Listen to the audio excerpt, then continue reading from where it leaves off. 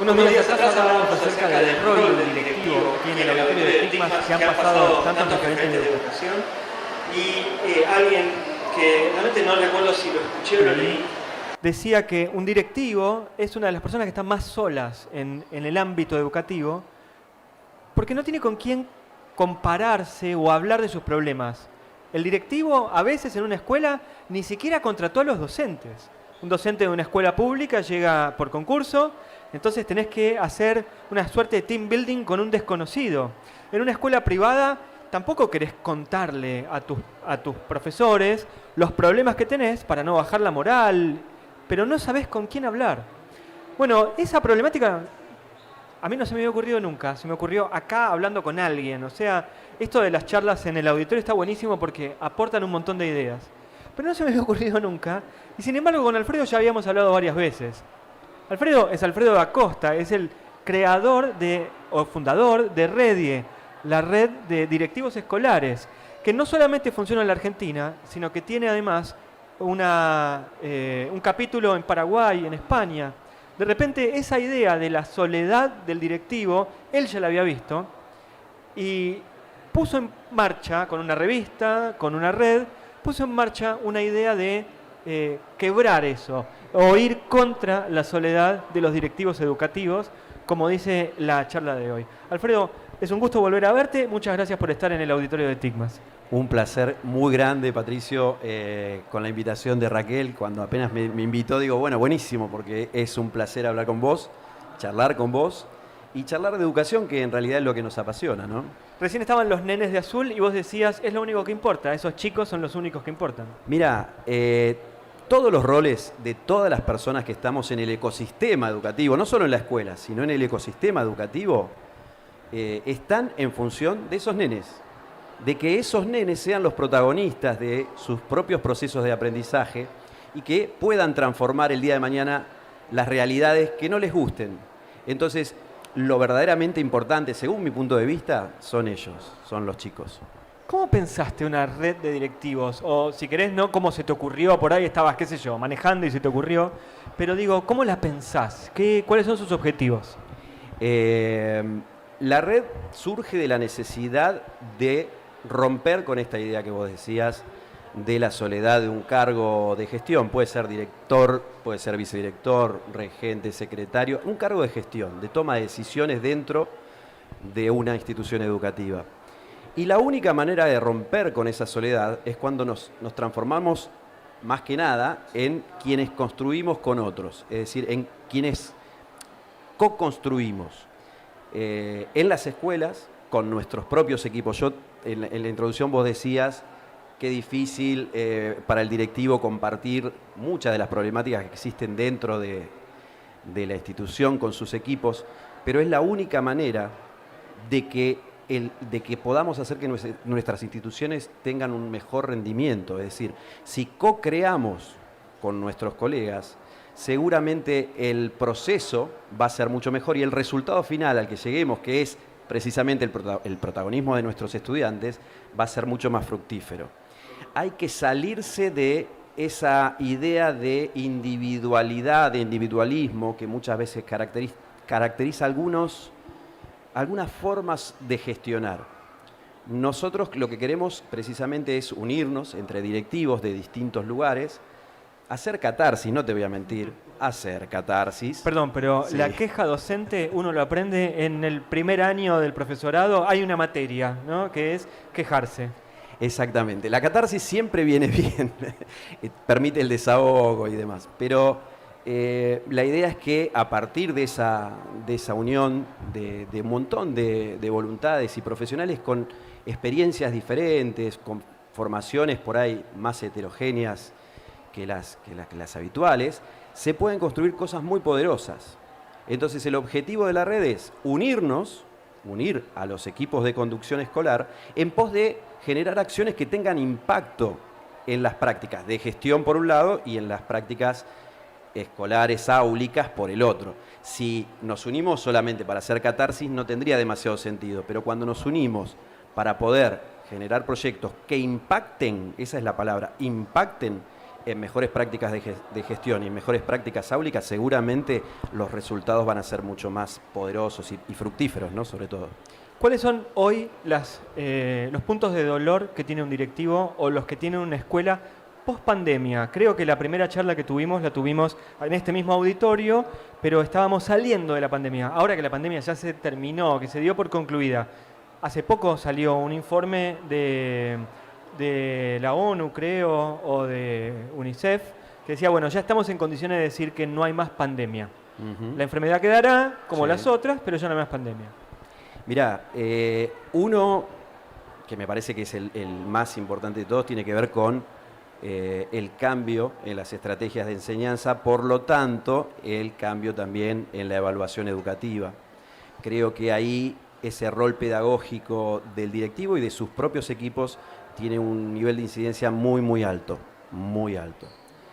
El segundo tema tiene que ver con la relación escuela-familia. Hay veces que vas a escuchar, sobre todo si hablas con muchos directivos, de una queja constante en ese sentido. Creo que tenemos que trabajar mucho, mucho en la construcción de una relación saludable entre la escuela y las familias. ¿Por qué? Porque nosotros como escuela tenemos un objetivo principal, ¿sí? Y la familia tiene el mismo, y es la mejor educación posible para nuestros chicos. Entonces, si tenemos un solo objetivo en común, ¿por qué no trabajamos en conjunto y mostramos a nuestros estudiantes que los adultos se pueden poner de acuerdo, pueden trabajar en conjunto y pueden generar cosas súper positivas para que ellos tengan una trayectoria educativa, una trayectoria escolar mucho más saludable? Hablamos de contenidos, pero te voy a meter en un tema áspero, que es el financiamiento de las escuelas. Ayer estuvieron aquí Enrique García y Roberto Boskin, los dos estuvieron hablando sobre financiación. Un tema que tal vez porque es el año electoral, tal vez porque estamos con ChatGPT que rompió todo, tal vez porque empezamos a pensar menos ingenuamente la educación. Hoy, educación y dinero, o cómo se sostiene la educación, es un tema de debate. Y en la red me imagino que ustedes deben hablar también de financiamiento. Hablamos de financiamiento y una de las cosas que nos preocupan sobre todo tiene que ver con cuando existe el fondo, porque muchas veces te llegan, y hablábamos hace un tiempo del tema de dispositivos que llegan a las escuelas. ¿Y el problema cuál es? La usabilidad, o la falta de usabilidad. Entonces, si por un lado te ingresan fondos y vos no los usás efectivamente, no haces que eso impacte, vuelvo con lo mismo, en que las prácticas áulicas cambien, tampoco tiene sentido. Es decir, todo lo que tiene que ver con financiamiento, nosotros desde una red de directivos lo analizamos de distintos puntos. En la red hay directores de escuelas del Estado, gestionadas por el Estado, y gestión privada. Y ahí tiene como dos vertientes muy marcadas, ¿no? Pero el tema es qué pasa cuando yo, directivo de mi escuela, tengo la tecnología que quizá pagó la entidad propietaria o que pagó el gobierno a través de algún plan o que pagó alguna ONG que haciendo filantropía me acerca los dispositivos. ¿Qué pasa con eso? Bueno, el directivo tiene la obligación, o el equipo con el que trabaja el directivo tiene la obligación de que la usabilidad se produzca, porque si no se produce, seguramente esa inversión va a terminar siendo un gasto. Y es algo que realmente preocupa, la gestión del cambio en pos de la usabilidad. Creo que en eso tenemos que trabajar y es un punto de dolor también. Y la tecnología, el uso de la tecnología en el aula es un pedido también de los padres. Muy frecuentemente te dicen, ok, cambió la educación. Para todos nosotros, yo estoy en aula hace muchos años, pero no dejo de ser un padre, ¿no? Y mis hijos han tenido, mi hija ya terminó la secundaria, mi hijo está en el secundario, pero todos tenemos un imaginario de cómo debería ser un aula. Digo, todos tenemos ese imaginario y todo el mundo te dice, cambió la educación. Entonces, por ahí los padres también reclamamos que haya una evidencia de que cambió la educación. Y tal vez la mayor evidencia es la tecnología. Entonces, por ahí te pone a vos en un gasto, en un compromiso, en una idea que no es necesario, pero por el reclamo de los padres, de repente la escuela tiene que responder. Si nosotros pensamos cualquier incorporación de tecnología en pos de la transformación de los núcleos duros de la gramática escolar, nada de lo que hagamos va a ser un gasto. ¿Por qué? Porque vamos a transformar espacios, tiempos, lo que hablábamos recién, prácticas de enseñanza, por consiguiente, prácticas de evaluación, y por otro lado vamos a poder transformar los vínculos dentro de la institución escolar. Vos habrás visto en los años 90 cuando se incorporaban computadoras y se armaban laboratorios, y en realidad nunca transformaron las prácticas, porque vos ibas a un laboratorio y en ese laboratorio tenías un montón de computadoras, y cuando el chico salía de ahí volvía al mundo tradicional, al mundo analógico. Creo que hoy la incorporación de robótica, de pensamiento computacional y demás, si la pensamos desde el punto de vista pedagógico, podríamos llegar a hacer grandes transformaciones que nos permitan romper con ese núcleo duro de la gramática escolar. Entonces, por lo tanto, esa inversión X que las familias nos demandan, que nosotros también sentimos que realmente tiene que darse ese cambio, van a tener sentido. Si no, no tiene sentido todo lo que hacemos. Y la inversión, cuando vos la pensás en sentido pedagógico, tiene sentido. Si no, no. Si no, es gasto. ¿Y cómo entra en ese juego de la tecnología? Voy a insistir con esta pregunta, después pasamos a otro tema. Pero ¿cómo entra en eso la dinámica con los padres y con los hijos, en la comunicación sobre todo? Mira, si vos, por ejemplo, estábamos recién viendo acá las clases, los chicos trabajando en robótica. Cuando el papá ve a su hijo interesado en algo, cambia la actitud. Ahora, si vos ves a tu hijo, sale de clases, termina el horario del mediodía, ¿cómo te fue? Bien. ¿Qué hiciste? Nada. Eso es típico, nada. Pero estuviste nunca hacen nada en el colegio. Estuviste 4 o 5 horas en la escuela. ¿Qué hiciste? Nada. Ahora, qué distinto sería que cuando tu hijo sale de la escuela o tu hija sale de la escuela, te cuente que aprendió, que estuvo practicando, que estuvo haciendo cosas. Tu mirada de esa escuela, de ese centro escolar, como papá, cambiaría muchísimo. Entonces, ¿en quién está la responsabilidad de hacer que eso cambie? En los equipos docentes, en los equipos que lideran las escuelas. Es muy importante que tengamos en claro nuestro rol, y nuestro rol es pedagógico, es de alcanzarle a nuestra comunidad educativa las mejores prácticas posibles. Si nosotros tenemos en claro eso, seguramente todas esas cosas que hoy se ven como dolores, eso que hablo de relación escuela-familia y demás, van a cambiar. Y por lo tanto, nuestro peso a la hora de terminar nuestra labor diaria va a disminuir. Y nos vamos a sentir más realizados, por otro lado, también, ¿no? Entre los puntos de dolor o por ahí entre las polémicas, para no ponerlo como un dolor, sino como una polémica, está el uso del teléfono celular en el aula. Pero cuando parecía que eso ya estaba como listo, mirá, ya está, el teléfono está, démosle bola, apareció ChatGPT. ¿Se preguntan los directivos cómo son las actitudes, entre ustedes digo, se preguntan cómo son las actitudes de cada escuela frente a la inteligencia artificial?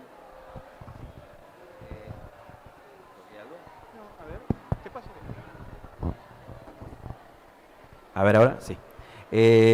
Sí, sin dudas. Nosotros incluso en la revista estamos permanentemente hablando del tema. Es algo que nos preocupa y mucho. Vos podés ser apocalíptico o integrado, como decía Humberto Eco en su momento, cuando analizaba la cultura de masa. Bueno, o ninguna de las dos, o ni apocalíptico ni integrado. Yo creo que pedagógicamente, y si trabajamos de manera profesional, tenemos que tomar lo mejor de esta disrupción tecnológica y poder utilizarlo a nuestro favor.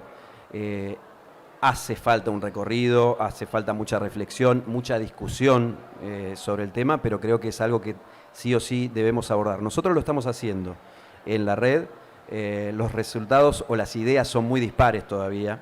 Hay escuelas que prohíben por una cuestión de miedo, porque es natural el miedo ante algo desconocido, y otros que tratan de empezar a sacarle el mejor de los provechos. Todavía no hay un rumbo uniforme, es muy heterogénea la reacción ante esta disrupción del ChatGPT. En este momento están los técnicos arreglándonos el otro micrófono, los chicos laburan todo el día acá adentro, así que mientras hablamos nos pasamos pero ya va a llegar. Redie ya tiene capítulos en distintos países, ya es una organización grande. ¿Qué podés encontrar como identidad en cada país o identidad en todo el conjunto? Nosotros cuando arrancamos, que fue en Argentina, lo hicimos en el año 2018, éramos muy pocos. Yo estoy en Hurlingham, en la provincia de Buenos Aires, soy directivo de una escuela que se llama Cardenal Estepinac, y arrancamos la red en ese lugar. Era una red de directores de Hurlingham, que es uno de los municipios más chiquititos que hay en el conurbano bonaerense. ¿Cuántos eran en ese momento? Y si llegábamos a 50, creo que hacíamos una fiesta. Igual 50 es un Éramos número, muchos, pero éramos pocos en relación con lo que somos hoy. En febrero del 2020 dijimos, bueno, vamos a abrir una revista de construcción colaborativa, no que la escriba un grupo centralizado, sino que sea mediante curación de contenidos, pero que los contenidos vengan de la propia comunidad. Marzo 2020 explotó la situación pandémica y eso hizo que todos sintamos la necesidad de tener que juntarnos, hacer catarsis, como te decía al principio, y después de generar cosas. Yo en un momento dije, los docentes somos quejosos por naturaleza. Es re importante el encontrarse con el otro porque a veces en esa catarsis lo que te das es que no estás solo, ¿viste? Que no sos un bicho raro. Cuando vos sentís que no sos el único que está pasando por tal o cual situación, empezás a sentirte un poquito más reconfortado. No quiere decir que mal de muchos, viste, consuelo de... Pero digamos que el hecho de ver que hay otros que están pasando por la misma situación también te permite analizar qué es lo que están haciendo esos otros con esa situación que vos hoy quizás estás atravesando de manera coyuntural. Pero te interrumpí y estábamos hablando de las identidades de cada capítulo. Bueno, la red sigue creciendo, empieza a crecer de manera exponencial y se empiezan a sumar a nuestros eventos gente de otros países. Entonces dijimos, está bien, hay temas que tienen que ver con lo global, con cuestiones que nos pasan a todos los docentes en toda Iberoamérica, pero hay cosas que son muy puntuales del sistema educativo formal de cada país. Y entonces decidimos abrir el juego, con el riesgo de decir, bueno, la identidad argentina se va a transformar en una identidad iberoamericana. Abrimos el juego, el primer país que se sumó fue Guatemala, y el año pasado, desde la última vez que hablamos hasta ahora, incorporamos Redie en España, en Italia, en México, en Ecuador, en Perú, en Chile, en Paraguay, y estamos con ganas de abrir Uruguay, Colombia, que ya hay una red muy chiquitita armada en Bogotá, y que estoy tratando de convencerlos para que la expandan al resto de su país, y República Dominicana. Eso es lo que tenemos hoy. Ahora, hay cuestiones que son muy particulares de cada sistema educativo y de la idiosincrasia particular de cada país. Pero hay aspectos que tienen que ver con esto que estábamos hablando, de lo pedagógico, del liderazgo. A veces es una palabra que no se quiere utilizar mucho, pero el liderazgo, bien entendido, es muy importante dentro de la dinámica escolar. La innovación educativa, el hecho de la formación permanente, pero dentro de una visión de carrera directiva profesional. Eso es otra de las cosas que también trabajamos. La generación de proyectos interinstitucionales, nacionales, internacionales. Por ejemplo, en ese sentido trajimos nosotros en Argentina al país un movimiento educativo global que se llama Design for Change, en donde esos nenes que estaban hoy acá son los protagonistas de las soluciones de cambio que ellos mismos detectan y que ellos mismos proponen dentro de sus comunidades. Y eso se hizo dentro de esta red de directivos. Es decir, se trajo un proyecto concreto para trabajar y hoy está empezando a expandirse por el resto de Argentina. Esta idea de una red global, finalmente es una red que tiene alcance en toda la región y también en España e Italia. ¿Promovés de alguna forma encuentros personales? ¿Hay diálogos? ¿Hay acciones que se puedan hacer en conjunto y luego medir? Sí, es clave. Arrancamos siempre con la red global, ahí están los responsables de cada país, pero la idea es que cada una de las redes tiene su espacio de intercambio, porque si no, no tendría sentido. solamente a modo enunciativo, una red que diga, sí, estamos en Paraguay y en Paraguay nadie se habla con nadie, mucho sentido no tendría. Ahora, por ejemplo, en Paraguay la primera acción que vamos a hacer es trabajar, ellos tienen un programa de 300 escuelas con jornada extendida. Lo primero que vamos a hacer es trabajar sobre esas 300 escuelas, con los directores de esas escuelas y con las comunidades educativas, en pos de la generación de proyectos. Uno de los temas que nos interesaba era el tema de la usabilidad tecnológica y es por eso que vamos por ese lado. A ver qué se puede hacer como gestión del cambio para que se empiece a utilizar en esas escuelas de jornada extendida la tecnología que tienen disponible, que la tienen disponible. ¿Cuántos maestros, cuántos directivos hay en Redie hoy? 8.500. Hoy somos muchos. Algunos participan mucho más activamente que otros, pero siempre están todos participando. Tenemos medios de comunicación. Generamos una plataforma tipo Slack, que es propia nuestra, entonces ahí intercambian, es cerrada. No tenés por qué poner tu teléfono de WhatsApp. Viste que a mucha gente le molesta esto de decir, bueno, yo tengo que poner mi WhatsApp, no quiero que mi número personal lo tengan otras personas y demás.